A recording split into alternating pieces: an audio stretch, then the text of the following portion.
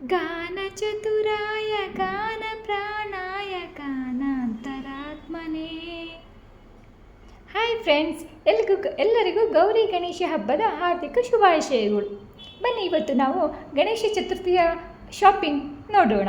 ನೋಡಿ, ಗ್ರೀನ್ ಗಣೇಶ, ಮಣ್ಣಿನ ಗಣೇಶ, ಗೌರಿ ಸಹಿತ ಎಷ್ಟು ಚೆನ್ನಾಗಿದೆ ನೋಡಿ.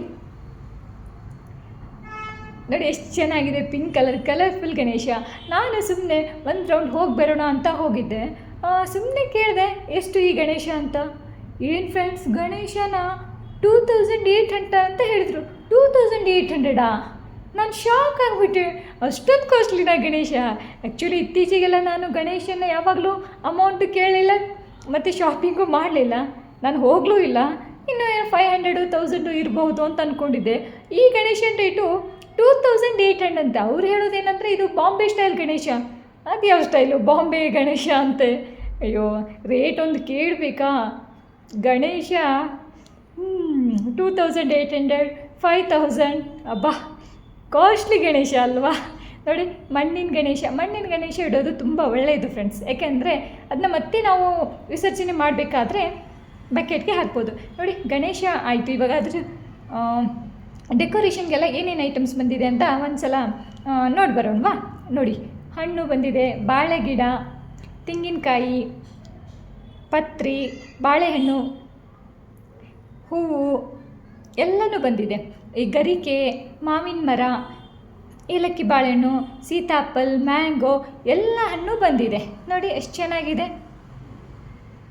ಆದರೆ ಅಮೌಂಟ್ ಅಂತೂ ಕೇಳಂಗೆ ಇಲ್ಲ ಫ್ರೆಂಡ್ಸ್. ಒಂದೊಂದು ಹೂವಿನ ಬೆಲೆನೂ 200-300 ಅಂತಾರೆ. ಒಂದು ಚಿಕ್ಕ ಹೂವಿಗೂ ತುಂಬ ಅಂದರೆ ತುಂಬ ರೇಟು. ಒಂದೇ ಒಂದು ಲೋಟಸ್ಗೆ 100-200 ಹೇಳ್ತಿದ್ದಾರೆ. ನೋಡಿ ಎಷ್ಟು ಹೂಸಿದೆ, ಎಷ್ಟು ಫ್ಲವರ್ಸ್ ಬಂದಿದೆ ಅಂದರೆ ಡೆಕೋರೇಷನ್ ಮೇನ್ ಬೇಕಾಗಿರೋದೇ ಅದೇ.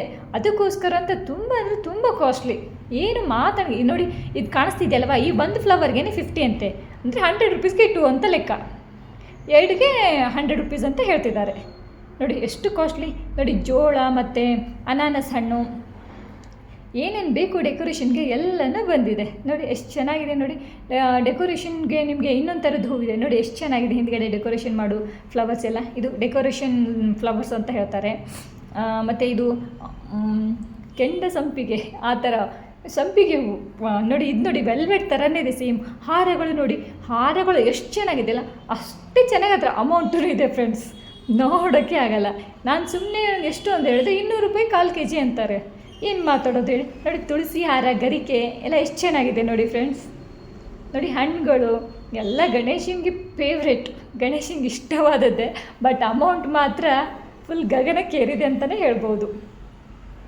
ಅಮೌಂಟ್ ಬಗ್ಗೆ ಅಂತೂ ಏನು ಮಾತಾಡೋಕ್ಕೆ ಆಗೋದಿಲ್ಲ. ನೋಡಿ, ಫ್ಲವರ್ಸ್ ಎಲ್ಲ ಎಷ್ಟು ಚೆನ್ನಾಗಿದೆ ಅಲ್ಲ, ನೋಡಿ ಖುಷಿ ಪಡಬೇಕಷ್ಟೇ. ತಗೊಳ್ತೀರಿ ಅಂದರೆ ಏನಿಲ್ಲ ಅಂದರೂ ಮಿನಿಮಮ್ 10,000 ಮೇಲೆ ಬಜೆಟ್ ಇರಬೇಕು. ಆವಾಗಲೇ ಗಣೇಶ ಕೂರಿಸೋರಿಗೆ ಒಂದು ಚೆನ್ನಾಗಿ ಡೆಕೋರೇಷನ್ ಅಥವಾ ಚೆನ್ನಾಗಿರೋ ಒಂದು ಡೆಕೋರೇಷನ್, ಅದು ಏನಂತೀರಾ, ಚೆನ್ನಾಗಿ ಕಾಣಿಸ್ತಾರೆ ಗಣೇಶ. ಸುಮ್ಮನೆ ಗಣೇಶನ ಕೂರಿಸಿದ್ರೆ ಚೆನ್ನಾಗಿರಲ್ಲ. Bye friends.